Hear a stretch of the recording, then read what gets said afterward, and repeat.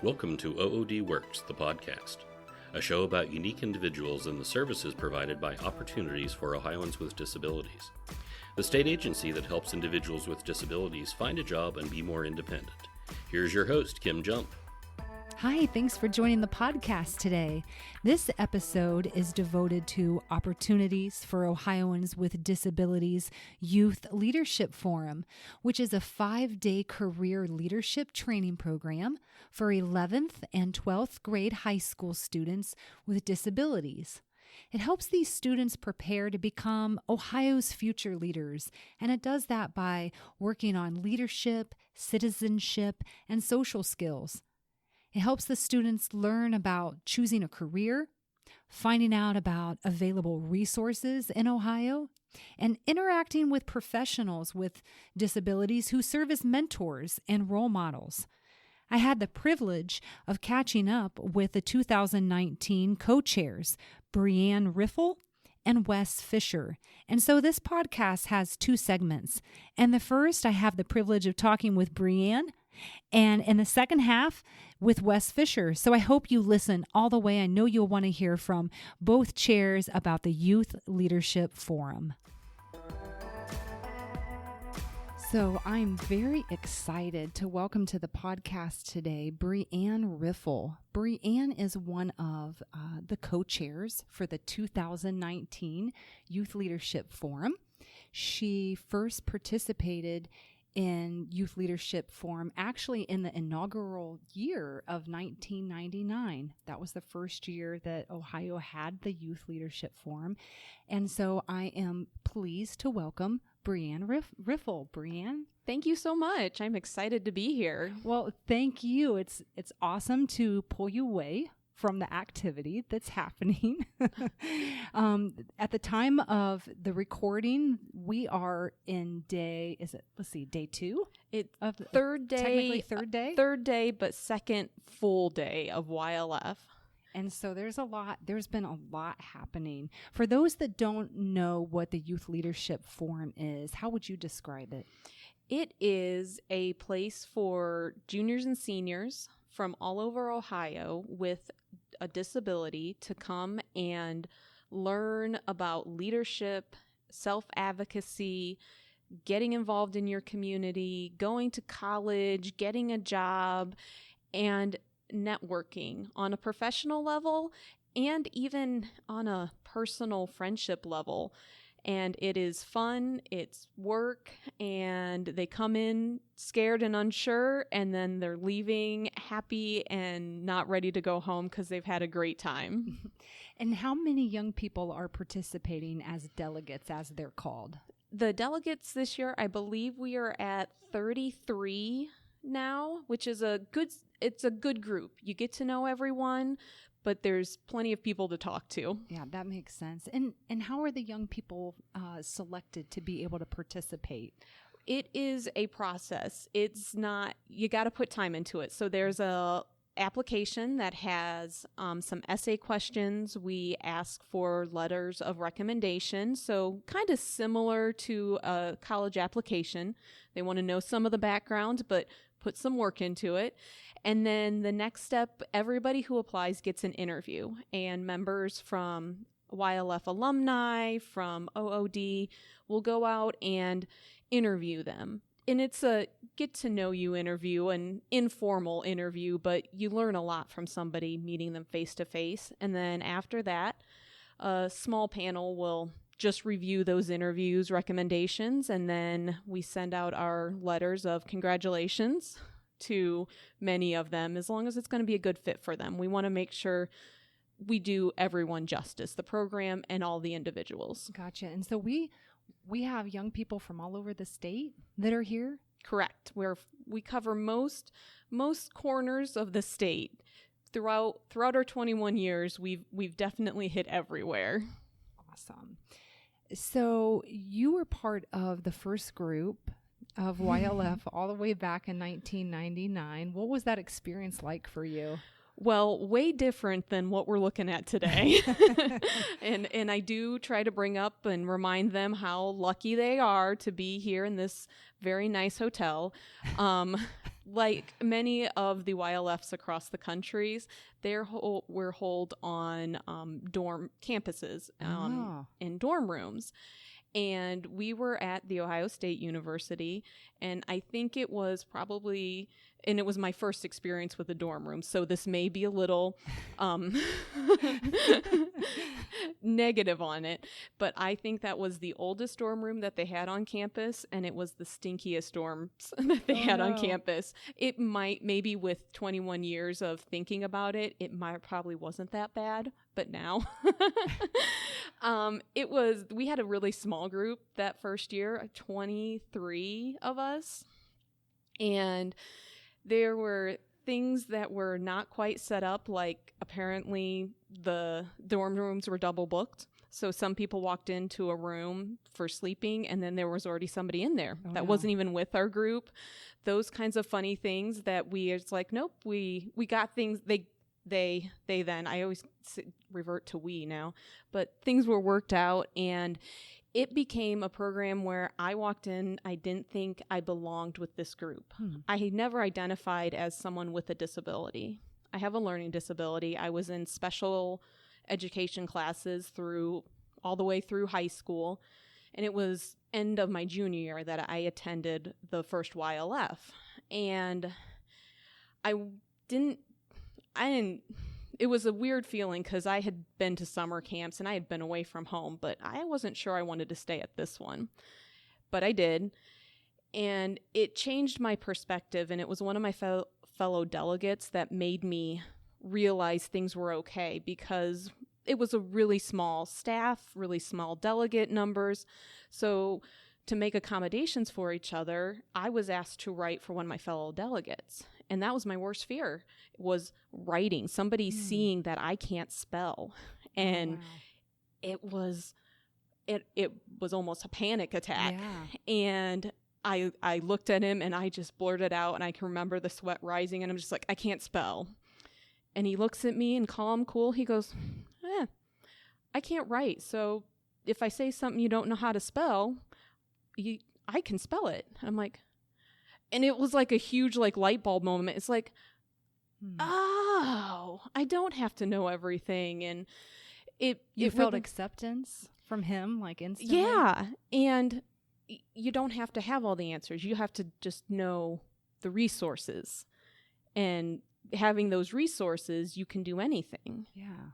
So I went back after to my senior year, and I actually outed myself as a person with a disability in my senior speech writing class. I gave a speech on learning disabilities and said that I have one. And this was like back in your community at your school. Yep, back in Bowling Green, Ohio. And I was a good student. I had good grades. I was good in class. I was involved in sports. Nobody knew I had a learning disability, because in other people's minds, the kids with disabilities you were in a wheelchair, or you were the troublemaker in class. And I wasn't any of those. So I changed. The questions I got from people were like, it was eye-opening on what a person with a disability looks like and what we think they should look like. Yeah. And it really turned out to be a lot of fun. Well, then applications came out for the next year, and I applied to be on staff, and they let me come back, and they've been stuck with me ever since.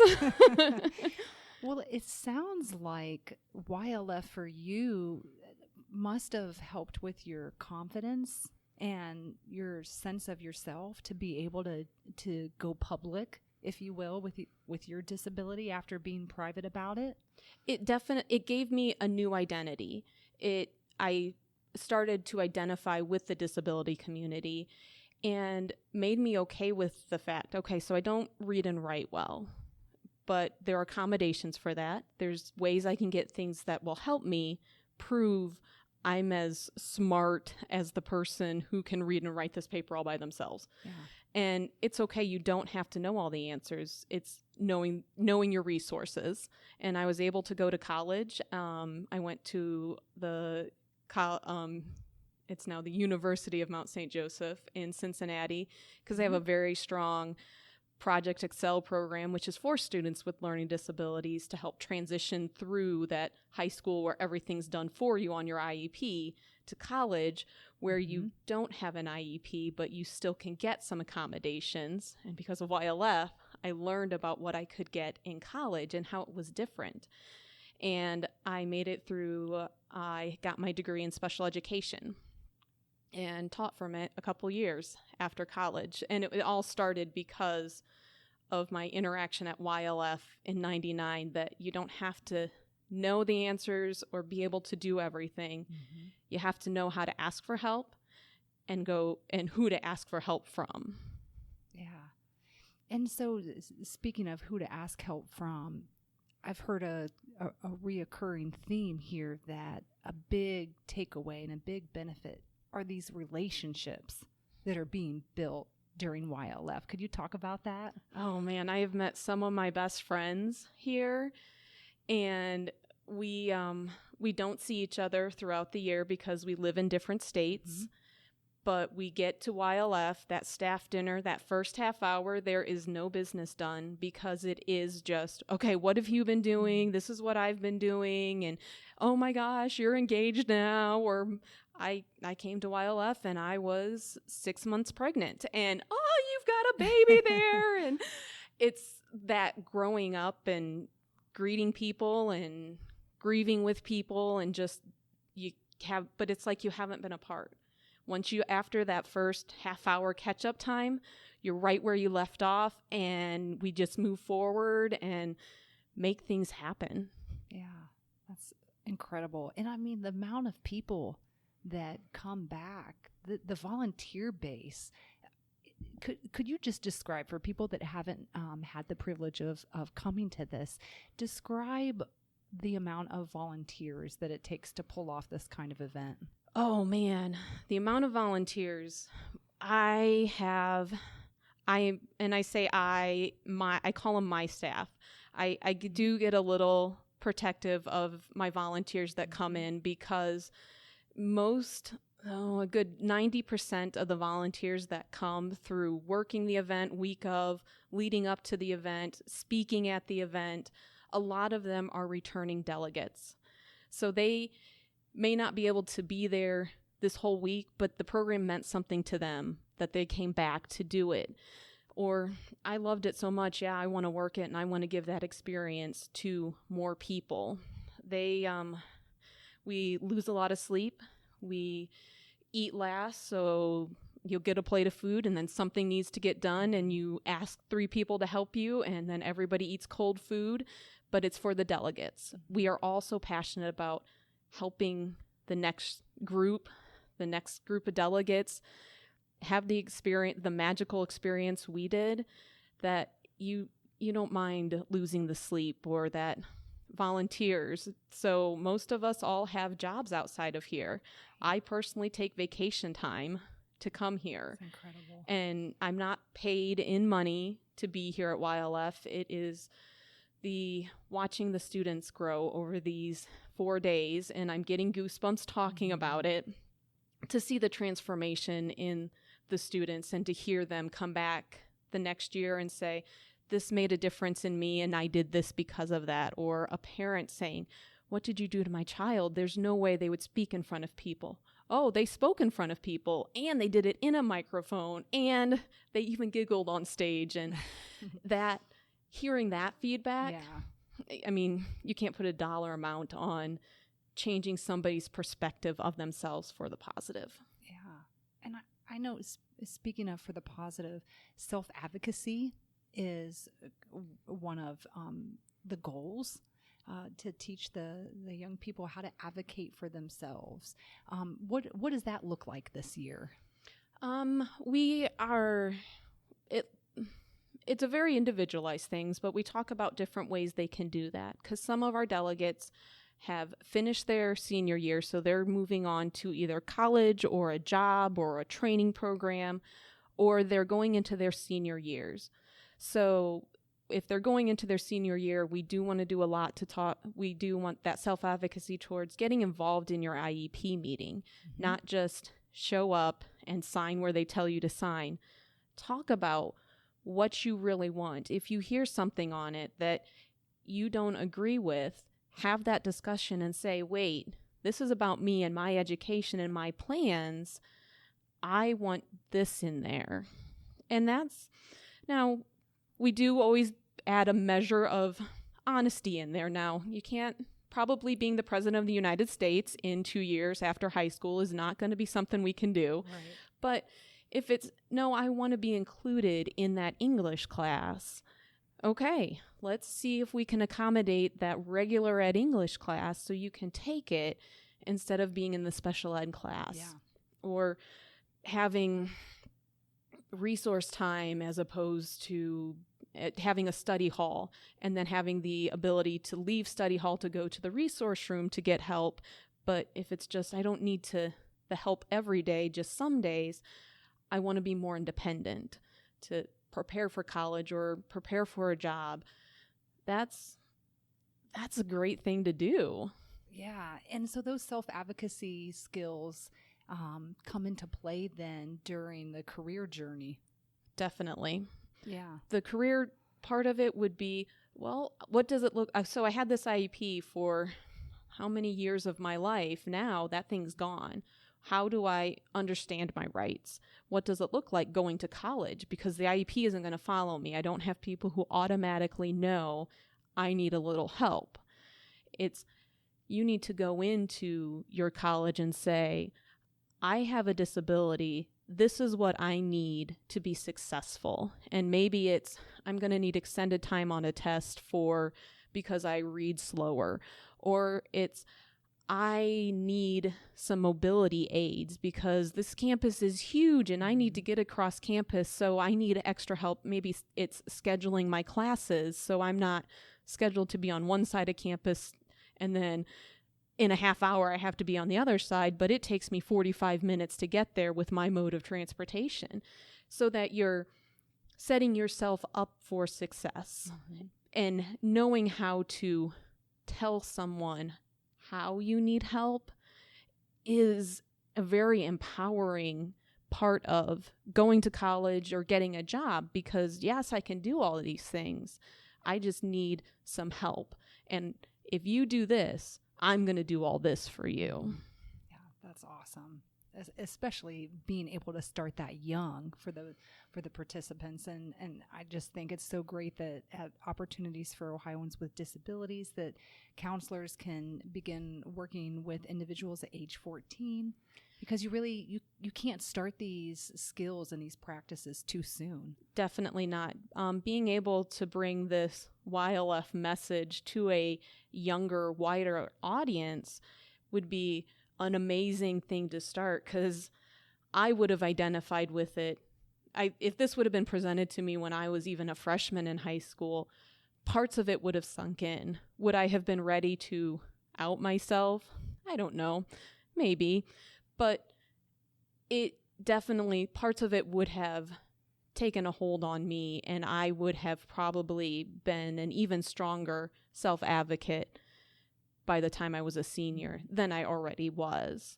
So I would definitely love to see the YLF program grow, get more delegates involved in their communities at community level, local, state level, or just personal level. Get more involved in your life. Yeah. So it's 2019. You've been part of this since 2009. Tell us some of your favorite YLF memories over the years. Oh, my goodness. Okay, so the dances always stick in my mind. The dances? Dances! Wait, I haven't heard about this. Oh, my goodness. Okay, so I've talked all about the educational side of YLF. We have a social life at YLF, too, where we allow young people to be young people in a mostly young people environment. We have a dance every year, and if dancing isn't your thing, it's totally my thing. That's always where I hang out for 21 years.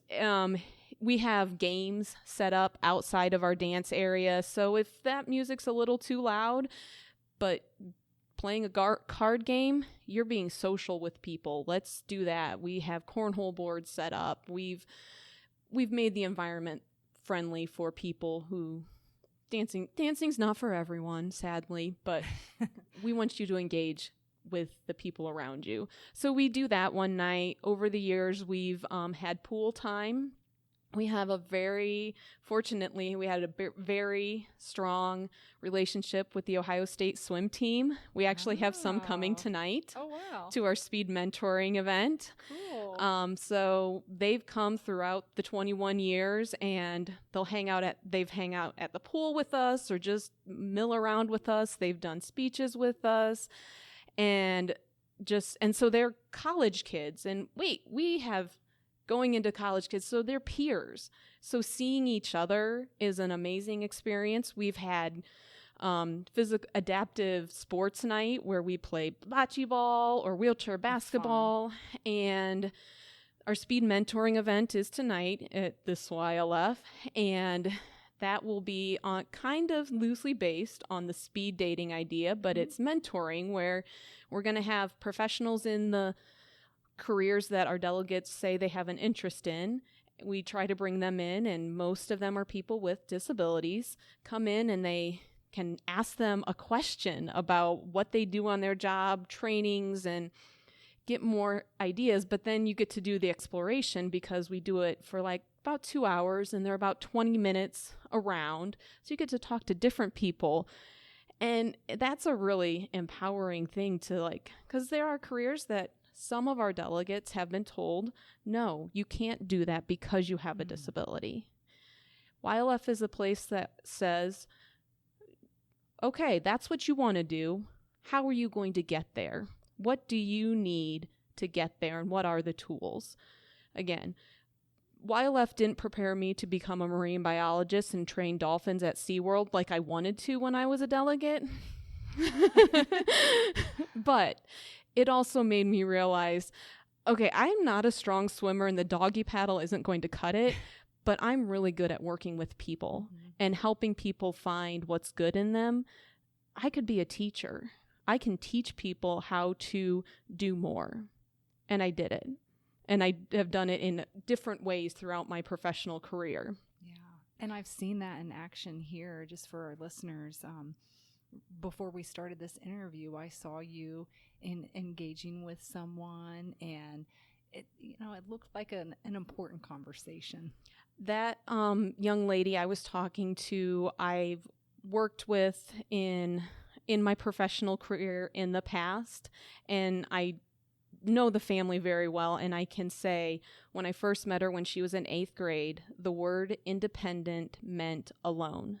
It meant aggression and very negative things in her life all the way around.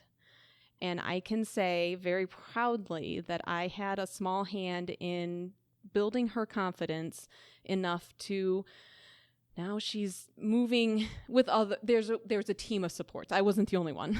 I can't take all the credit. But she now lives in an apartment with a roommate, with staff coming in at times, and there's times that she's alone. She's searching for a community job and wants to be involved out in the community, but sleeping away from home without a family member, YLF was the first time. Yeah. And it was a painful experience for her that first night. Yeah. And she did it. And she had fun. Awesome. And that proved to her that she could do more. And she's going through another growing pains, feeling like she just needs someone to listen. Well, I can do that. I can't solve the problems, but I can listen. And she's been doing an amazing job transferring into a co-counselor role after being a delegate, a peer mentor, and she's a co-counselor now. And I am so proud of her. And I call her parents after YLF and brag on her on what she did. And I hear from other staff, because they know I have the history with her, that she is doing a good job. It's not just me with my blinders on, that I can see the good in everyone sees that and sees the growth in her. So it's just that YLF magic. Yeah. Yeah. Well, Brianne, it's been a pleasure. Thank you so much for letting me pull you aside to be able to share on today's episode. Thank you very much for giving me the opportunity to sit down for a minute. Thanks. Bye. I would like to introduce our other co-chair of the Youth Leadership Forum to the podcast. Mr. Wes Fisher was first a delegate of YLF back in 2006 and has served as co-chair for a number of years, like 8 or 9. Is that right? For sure. Mm-hmm. Yeah. So welcome to the podcast, Wes. Thank you. Thank you, Kim, for having me. I'm glad to be here. It's awesome that I can pull you aside from the craziness of YLF and have you be able to talk to us today about what YLF is and why you've been involved. Oh, yes, no problem. So I saw you in action this morning with young people, and I said, who is that charismatic leader at the front? How did you get involved with YLF? Awesome. Yes, as I told you, 2006, I was a delegate, which the delegate is someone who was a junior or senior in high school. And I'm not really sure who came and approached me, but someone came to my school. Someone told my teacher about YLF, and my teacher told me. So you heard it from a teacher. I did. I heard it from a teacher. So from there, I applied. The director at that time, back in 2006, I'm not quite sure the name. They came to my school. They interviewed me, and I went to YLF, and I didn't know anything about it. But from there, when I first walked in the door, I was not exposed to disabilities. I mean, people cannot see, but I don't have a physical disability. So I wasn't really familiar with the world when I first got here. I'll be honest with you. When I first got here, I saw individuals in wheelchairs. I saw individuals with speech impediments or different ways. And I was kind of like, no, that's not me. I'm not part of that community. I didn't connect. But with YLF, as soon as I got in the door, it goes back to the bus stop. I took the Greyhound here. I took the Greyhound down with another delegate at the time. I'll say his name's Derek. He was an awesome guy. He's been on staff a few times. And he's in a wheelchair. He has cerebral palsy. And he rolled up to me at the Greyhound station. He said, "You like the Cavs?" And I was blown away because I never had spoken to someone who was in a physical, in a wheelchair in that physical statement. That's what blew you away. That's what blew me away. You like the Cavs? And from there, that bus ride the whole way to YLF, we talked about the Cavaliers. I got to the front door. I saw other visuals in wheelchairs and different backgrounds. I was just like, wow, these people are just like me. They might be in a wheelchair or might use a cane or might be visually impaired. But as soon as they started talking about the Cavaliers and about things we had in common, it blew me away. And that's how I got involved. That's where it started in 2006. That's so cool that you so quickly recognized there was maybe more in common than different. Mm-hmm. Yeah. Absolutely. It was just him coming up to me and just asking me one question. And I was just like, wow, okay. All right. This is awesome. And I mean, outside of that as well, like I knew I was part of that community. At my school, I always been different. I was on an IEP myself, and I've always had a tutor, and I always struggled, in school as well. So I knew I had an IEP. I knew I was part of the community, but I just never met the community because, I mean, even my school in Cleveland Heights, it's a pretty decent-sized school in Cleveland Heights, but it wasn't a lot of different people there with IEPs or with disabilities. So to come to YLF and see that visual, I mean, after day one, I was part of the community. And like, as you said, I'm a co-chair now. Yeah. So, fast forward now, I've been coming back every year. Keep coming back. It's amazing to me, the volunteer base, the people that find this community and just want to give back. So what was it for you? What were those takeaways for the young Wes Fisher back at that time? Yeah. What did that experience mean to you? It meant everything to me. I don't know. If I could pinpoint it, I mean, like I said, it was the people first. I mean, to see all the different backgrounds and to see how everyone was struggling. Everyone was kind of on the same team, but then we all were, in a community and we all wanted something different. We all wanted to be a part of a bigger community. We all wanted the same things. We all had the same desires. We all wanted to go to college or get jobs or live independently. To see those mutual things that we all wanted, I got kind of excited behind that. I was like, okay, we can all do this. And I mean, like I told you, as a delegate in 2006, that following year I graduated high school, went to college, went to Kent State University. Shout out to the Golden Flashes. And there were some delegates that also went to go to Kent State that year as well. But when I first went to school, I was a history teacher major. And as a person with dyslexia, I struggle with reading and writing. And there's a lot of essay questions in that type of major. So I really struggled. I really did. But things I learned here, even today, we talked about it, going to your college and asking for those resources, getting registered with the Disability Service, whether you go to Kent State, Wright State, Ohio State, wherever school you go to, all colleges have that Disability Service. I made a mistake, and I wasn't registered my first semester, but I got on it my next semester. But I learned that here at YLF. So I got registered with Disability Services at my school. I switched my major to special ed because I was still coming back to YLF. Yeah. And that just kind of kept me going from there. I mean, from there, I just kept going, got my bachelor's, and got my master's in special ed. I just kept going. That's amazing. So it's had a profound impact. I mean, it impacted your career journey. Absolutely. Because following college, then you got into work with transition. Yes, absolutely. Yeah. So right out of college, I became a transition coordinator in Portage County. And right there, I mean, I wanted to help those with disabilities transition from high school to the working world. So it was like perfectly lined up what I was going through and what I learned. So as my first career, it was more like finding jobs, connecting with employers, connecting different agencies, and just really being that middleman. And I really enjoyed it. Really enjoyed that. I mean, when I first started my first job, I think I had a caseload of like 100 or 150 kids. So it was all of Portage County, but it was definitely still rewarding. I still loved it. And then from there, I went to a program, as I told you, called Project Search, which is also an amazing transition program as well. Students complete all their credits, and then they enter Project Search until I think their fifth year senior kind of deal. And they're gaining those job skills. They're doing job sites or internships, different rounds of internships. So I kind of worked as a teacher in that program for 3 years. And then now I'm working for PEP, or Positive Education Plan, in Cleveland, which is a behavioral-based program. I work at the Autism Center.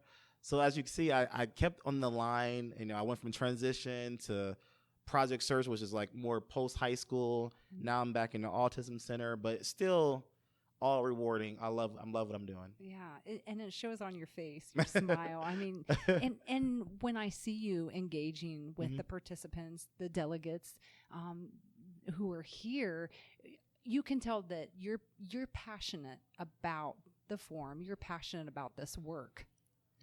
Yeah. What drives you? What drives me? I don't know. That's a good question. I mean, the great thing about YLF is we jam-pack the day. You know, we start at 6:30, 7 a.m. every day, and we go to 11 o'clock at night for the delegates, and staff might get to bed after our meetings till 12. So you do have to have a drive to do this every year. Yes. It's a week full of maybe a little bit of sleep and really going after it. And I guess I would say my drive would be to give the delegates the same experience I had, that pop that I had, you know, that awakening that I had from my delegate year. I come back every year because I want the delegates to have that same pop. It might not be when they walk in the door. It might be at the dance. It might be shaking hands with the governor. Yeah, who knows? Right. It could be a little thing. It could be a small thing. Sometimes it could be getting a plate for someone who's in your group who's unable to hold their own plate. And then you just realize, wow, that person advocated for himself, and now I'm helping that person. And wow, maybe I can do more than holding a plate. Maybe I can be involved in a bigger way. So I guess I call it pops. Getting that pop in everyone's head that I can do more is kind of what motivates me to keep going after it. Have you started to see some of those pops already? Yes, I would say, not to be biased, but this has been a good year. This group of delegates has been really great. They were asking good questions from day one. They've been involved. They've been asking questions. They've been just on top of it. So I'm seeing some things out there. Some delegates that are interested in staff for next year. I'm seeing some delegates that are talking about what are they going to do in college. I'm seeing it. Yeah. That's great. That's so great. And there's so much work that goes on during the year to prepare for this. And as co-chair, I'm sure you're involved in some of the planning and preparation leading up to the forum. Absolutely. What is that like? Yeah, I mean, this forum is a 1-week forum. You know, the kids come in Sunday and they're gone Thursday. But, I mean, as you said before, 99% of our staff is volunteer, you know. So during the year, we're still communicating. We're still emailing. I think we've had 2 or 3 meetings throughout the year that we kind of structure what the schedule is going to look like throughout the week. We might talk about different topics. And as you see, we jam-pack our week with speakers. So when it comes to getting these speakers, we have to really do our best to ask. You know, I know YLF is, you know, I guess you could say nonprofit. So our speakers volunteer their time. So during the year, we're reaching out to speakers. We're reaching out to former delegates. We have an alumni association. So we'll have an alumni meeting once a year in which we might get together in Columbus. And I think one year it's been at a pool. One year it's been a picnic. Just kind of stay connected with the community that we have. All types. I mean, there's more things outside of there I can't think of right now. But, I mean, it's just really and the thing that's great about our staff is that, like I said, we're all volunteering. We all have full-time jobs. Everyone is working full-time. So I'll be honest, like it's hard for me. You're on vacation time right now, yeah. right? I mean. Yeah. People. Yeah, that's the great thing. People are taking off work, and we're technically losing money to be here. You know, actually, the school I work with now, since it's an autism center, they go all year round. Right. So I had to use my personal days and use certain things to get here, and I would do it, you know, in a heartbeat. I don't care. But throughout the year, we're always just working and just kind of communicating with each other, working on the schedule, making things better. Yeah. Always improving. That's the one thing I love about Donna and love about our staff is that and I learned in school teaching, even though you might get done with a lesson and you might think that lesson went great, you still got to say, what could I do to improve that lesson? You know, what could I do to tweak this? Who could get more of that? How can I improve that lesson? So we do the same thing at YLF. I mean, every night we have a staff meeting to see how could we tweak the next day. And like I said, throughout the year, we're tweaking, you know, can we move the State House visit this day? Could we move this schedule here? Could we move the fashion show here? So we're always tweaking things to make it better. You know, after I think this is our 21st year. Yeah, that's what I've heard. Yeah, I think we're starting to figure things out. Sure. Yeah, it seems like a well-oiled machine from my perspective. What do family members say when their young person comes back home? They are always shocked. They're always shocked. We build independence. When the delegates get here, the family may be doing a lot for their loved one. They may be waking them up in the morning. They may be handing them a toothbrush. They may be doing a lot of things that maybe that student could do independently, but they just don't know because a mother's going to be a mother, a father's going to be a father, and they might not have learned that independence. But when they get here and they realize that their loved one is, you know, scheduling a wake-up call in the morning, making their plates here, I mean, they're definitely protected, but they're really learning a lot of independence. That's the great part about the overnight component, I think. I know there's YLFs all over the country. Some are weekends, some are scheduled differently, but the overnight component is really nice because they really learn a lot of hygiene skills, a lot of independent skills. So when the parents come pick them up on Thursday, most of the students or delegates don't want to go back home. There's a lot of tears. If you come back Thursday, you'll see a lot of tears. You'll see a lot of crying. And it's on both ends. Sometimes you'll see a little tears and crying on day one because they're like, Mom, don't leave me. And then on Thursday, you'll see tears and crying, Mom, I don't want to go home. I want to stay. And I think that the parents see that, wow, you know, my loved one or my son or my daughter has these skills that they didn't have before. It might be as simple as going home and saying, hey, I can wash my own plate, Mom. I got it. You know, it might be something really small, but I've heard from the different parents that, wow, like they're different. They're changed. Yeah, they've made progress. Yeah, they made progress, no matter how big or small it is. Yeah. Another focus with the YLF is employment. How do you think this prepares the juniors and seniors for employment in the future? Great question. I know we have a lot of different topics. I know today we talked about LinkedIn and we talked about interviewing skills. We talked about resume building.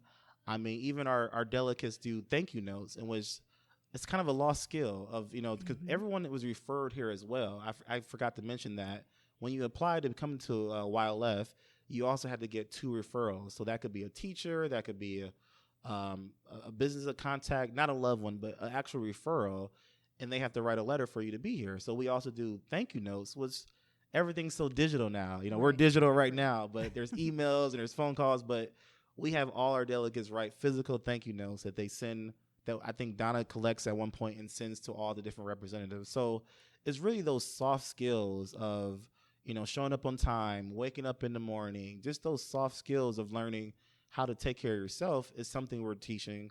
But also resources. I think the great thing about YLF is now that we're all partnered with OOD and we have different representatives and different speakers, it's just a wealth of resources, wealth of where do I go if I need assistance here? Where do I go if I want to do this? You know, what departments can I talk to help me find a job? You know, what is a job coach? What do job coaches do? So I don't know, a wealth of resources and just all that good jazz. That's great. And so you've mentioned Donna a couple times. And so for our listeners who don't know Donna Foster, she is the one dedicated OOD staff person that it isn't a paid capacity that helps keep everybody else organized. Anything else that you would want to add about Donna? She's amazing. I know, like I said, I was a delegate in 2006, so I don't know exactly when Donna took over. I know maybe 8 years, 10 years, I'm not sure. But I know since she's taken over, it's been awesome. I mean, she's really put her heart into this, and she does a lot. She trusts us. She trains us. The staff gets here a day before the students get here. So all that training that she organizes, she even brings speakers in for us to learn about different disability topics.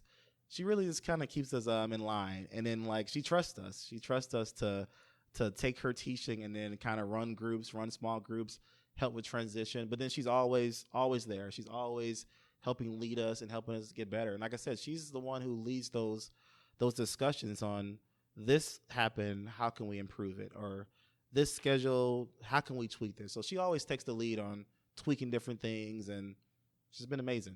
That's great. Well, Wes, I want to thank you so much. You've given us a behind-the-scenes look at the Youth Leadership Forum, and it's just fascinating to understand it better. And thank you for your passion, and thank you for what you do.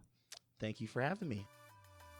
A transcript of today's episode is available at ood.ohio.gov/podcast. Don't forget to subscribe and leave a rating and review. We're on social media at Ohio OOD. Do you have a disability? Do you want a job? We can help. oodworks.com.